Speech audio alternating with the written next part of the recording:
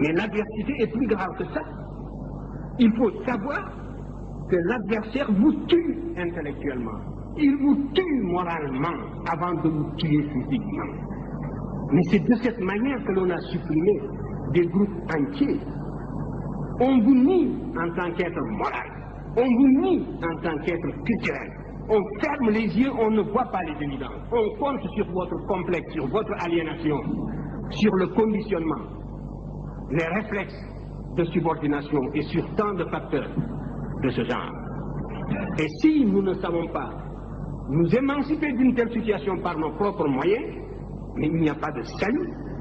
À ce moment-là, la question que vous me posez, vous y avez répondu, parce que vous avez répondu par les actes à l'infériorité, donc vous avez en quelque sorte prouvé ou supposé l'infériorité du monde noir, puisque la vérité doit lui venir de l'autre camp. Il faut faire attention.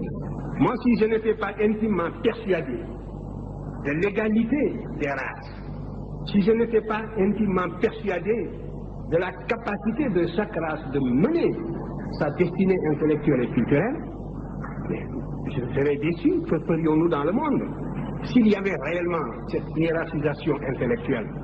Mais il faudrait s'attendre à une disparition d'une manière ou d'une autre. Parce que le conflit, il est partout, il est à tous les niveaux, il est dans tous ces débats, il est jusque dans nos relations internationales les plus feutrées.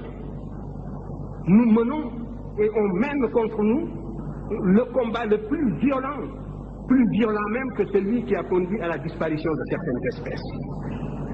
Et il faut justement que votre sagacité intellectuelle aille jusque-là.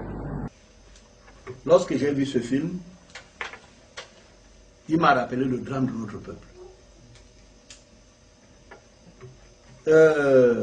Ce chef de chantier a dit quelque chose de très important.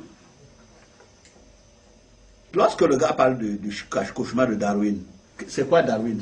C'est quoi la théorie de Darwin? C'est elle qui est même... c'est elle que Karl Marx a repris pour expliquer ce qu'on appelle la lutte des classes. C'est-à-dire que dans un monde, les plus forts mangent les plus faibles.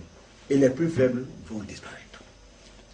On a mis un seul poisson, la perle du Nil, il a exterminé le reste des poissons.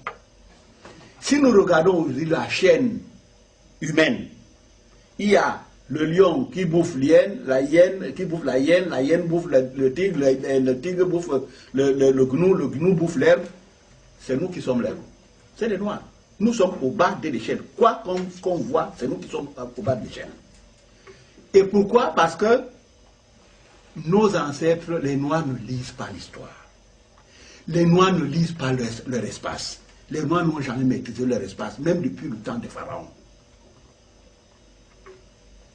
Nous n'avons jamais